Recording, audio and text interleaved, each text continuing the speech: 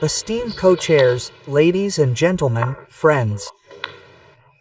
I am very pleased to once again receive an invitation to speak from this podium, which has been held for the third year at the initiative of the President of Belarus. The conference has become a leading international platform for discussing key security issues in the Eurasian space, as my friend and colleague Peter Saharda just mentioned. And the fact that Eurasia today is the geopolitical center of the emerging multipolar world is, I think, obvious to everyone. The processes unfolding here are having a decisive impact on the prospects for international relations.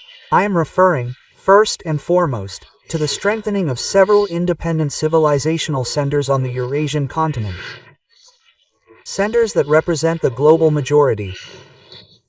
And as President Putin has repeatedly noted in his speeches, it is they who set the tone in global affairs today. They set the tone and thereby accelerate the world's liberation from the vestiges of the past, primarily in the areas of security and economic development. We see that the overwhelming majority of NATO and EU countries refuse to acknowledge the objective fact that Western dominance has ended and a new historical era has dawned.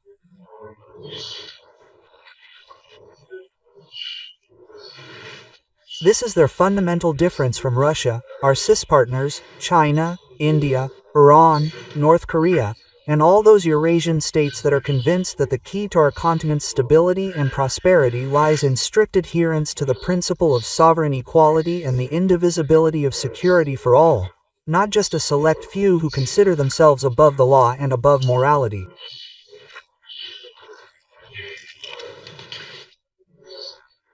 It is not Russia's or our allies' fault that international arms control agreements have been undermined and then buried in recent years. NATO expansion continues unabated, despite assurances given to Soviet leaders not to advance even an inch eastward.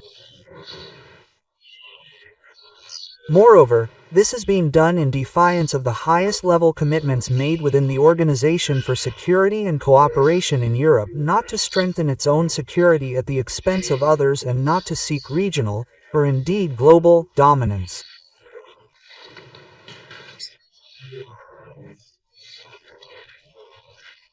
The planned and provoked conflict in Ukraine has led to the final collapse of the Euro-Atlantic security model, which relied on NATO, the OSCE, and, for the last 8 years, the European Union, which has probably become the Euro-Atlantic component of this nexus.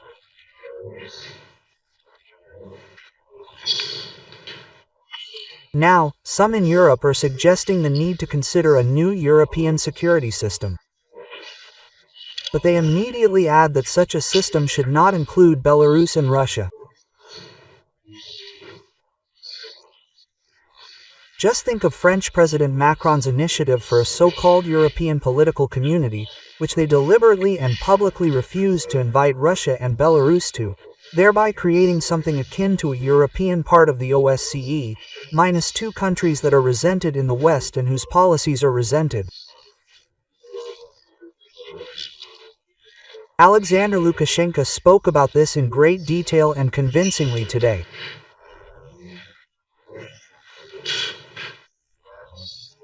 And it's clear that they are not hiding the preparations they are making against the Union state of Russia and Belarus, the preparations for a new major European war, and are building a coalition to this end.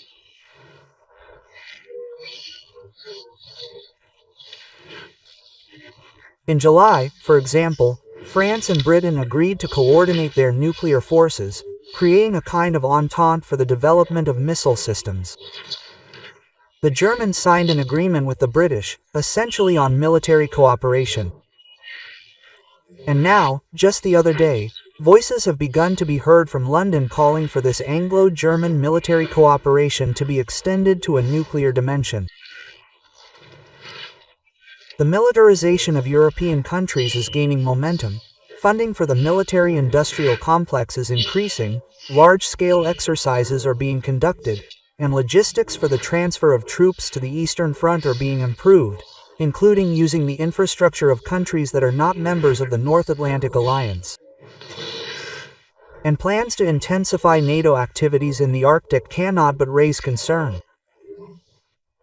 We, and I am convinced that most sensible countries, want to see this as an area of peace and cooperation. This is precisely what was once agreed upon within the Arctic Council. But since then, the West has been trying to isolate Russia from this structure. In Ukraine, it is the European members of NATO that are prolonging the armed conflict, pumping the Kyiv regime with weapons and providing it with financial and political support. The leaders of most European countries are doing everything they can to persuade the US administration to abandon the idea of resolving the conflict in Ukraine by addressing the root causes of the conflict at the negotiating table. However, we still hope that President Trump remains sincerely committed to resolving the Ukrainian crisis and will remain committed to the principles developed at the Anchorage summit, which were based on American proposals. In Europe, Russia is being indiscriminately accused of planning an invasion of NATO and EU countries. European leaders themselves concocted this nonsense and are repeating it, deliberately deceiving their own peoples and whipping up anti-Russian hysteria based on the saying, "War will erase everything," as we say. They are trying to shift responsibility for their own mistakes, including the countless mistakes and failures in Ukraine, onto Moscow. I'd like to ask, do Europeans feel safer when their elites unsheath the hatchet? I think the answer is obvious. Incidentally, we have repeatedly stated that we have no intention of attacking any current NATO or EU member state. We are prepared to enshrine this position in future security guarantees for this part of Eurasia. But EU leaders avoid considering these future guarantees on a collective basis, proudly declaring that, after the Ukrainian crisis, there should be security guarantees not with Russia, but against Russia. This is a pattern of thinking. It is also troubling that NATO is artificially expanding its zone of responsibility far beyond the Euro-Atlantic. To this end, the thesis of the indivisibility of Euro-Atlantic security and the so-called Indo-Pacific region has been advanced. When we ask how this relates to the Washington Treaty establishing NATO, we are told that the organization remains a purely defensive alliance and exists to repel threats to the territories of member states. But these threats are now emanating from everywhere, even from the South China Sea and the Taiwan Strait.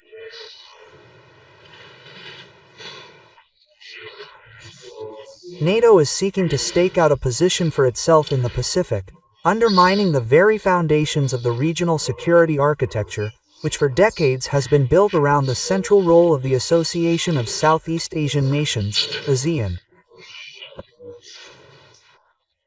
This is being done with the obvious goal of containing China, isolating Russia, and confronting the Democratic People's Republic of Korea. NATO is also paying attention to other regions of Eurasia, the Middle East, the South Caucasus, Central Asia, and South Asia. Moreover, these subregions are being addressed individually, rather than in the context of concerns about pan-continental, Pan-Eurasian interests.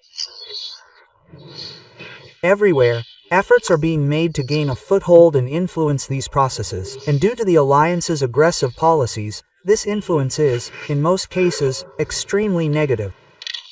A reasonable question arises. If this is the general trend, do we want our entire vast and beautiful continent to be turned into a NATO base? We cannot agree with this. In the new conditions, where all countries, their economies, and their overall stability are interdependent, what is needed is not the bloc-based thinking of the Cold War era, but a fundamentally different philosophy of interstate interaction. Life itself is pushing us to reorganize our geographic space in the spirit of multipolarity and multilateralism. Russia has taken the first steps. Back in 2015, President Putin, at the Russia-OSCE summit, proposed developing a greater Eurasian partnership, which envisions the creation of a pan-continental framework of equal and mutually beneficial cooperation through the expansion of trade and economic ties and the harmonization of integration processes, including those unfolding within the CIS, SCO, EUES, the Union of Southern States, and, of course, within the OSCE, the Gulf Cooperation Council, and other structures.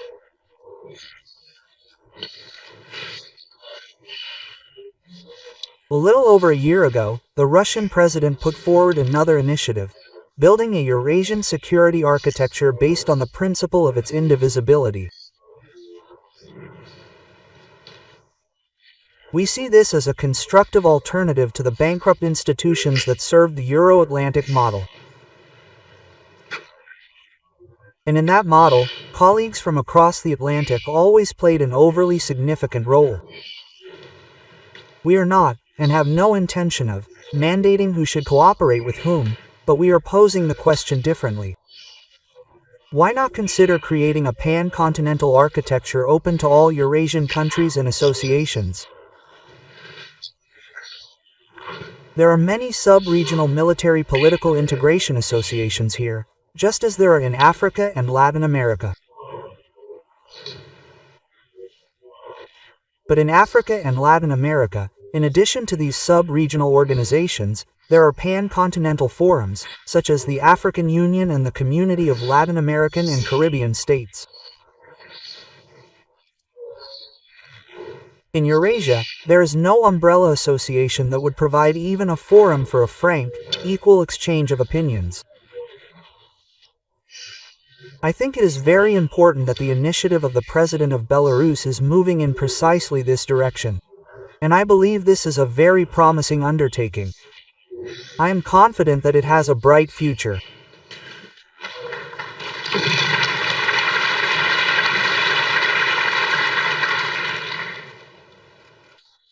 True collective security, of course, cannot be limited to serving the interests of a select few. This has already been discussed. This security will either be universal, or it will not exist at all, and everyone will be on their own. Russia advocates for each state to be recognized as having the equal right to choose their own security methods, from military political neutrality to participation in alliances. But this right of choice cannot be exercised in isolation from another, no less important rule. The President of Belarus also spoke about this today. No one can strengthen their security at the expense of others.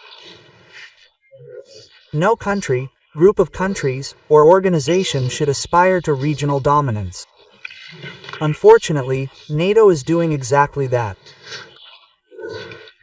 While promoting the basic tenets of Eurasian security in multilateral forums, Russia seeks to implement them in practice through bilateral agreements.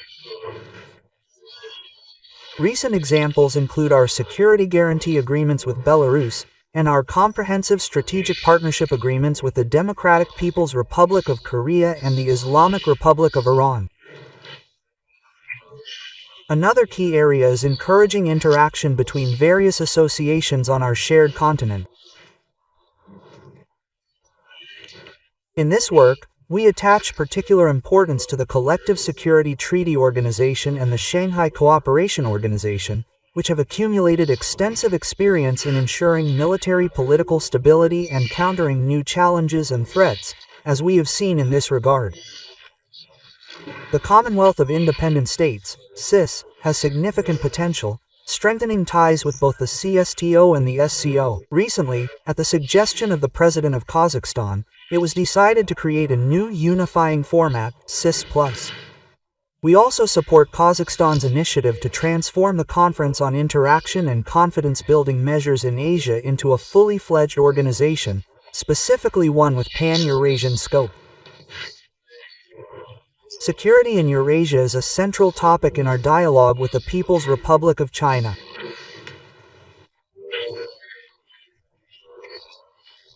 We rely primarily on the fact that Russia's vision of the future architecture and security in Eurasia harmonizes with the global security initiative of the Chairman of the People's Republic of China, which enshrines the need for a permanent principle of identifying and eliminating the root causes of any conflict.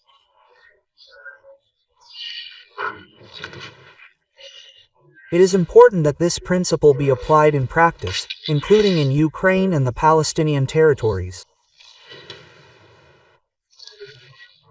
Among the specific challenges facing the Eurasian continent, we pay particular attention to preventing violent scenarios on the Korean Peninsula, promoting the stabilization of the situation in Afghanistan and along its borders, ensuring a fair resolution of the Palestinian issue, and normalizing relations between Iran and the Arab world, which is the goal of our well-known Russian initiative to establish a collective security system. In the Persian Gulf region, we firmly support maintaining the central role of the Axis in unifying the efforts of Southeast Asian countries and their partners from various regions based on principles of equality and openness. Axis-centric structures have accumulated substantial experience in collective efforts to counter common challenges and threats. We are convinced that deepening partnerships in such formats, Axis-centric formats, will certainly contribute to the formation of an inseparable space of equal and indivisible security. We believe that deepening cooperation between the Axis, the SCO, the CIS, and the CSTO is a promising area. The Belarusian initiative to develop Eurasian diversity arts is called upon to play a collective, consolidating role. This is a sign of multipolarity in the 21st century. I have already mentioned this. Alexander Grigoryevich Lukashenko has reiterated his initiatives in detail and the need to move toward the practical implementation of principles that, by and large, are shared by many countries. We support this promising idea and are actively involved in its promotion.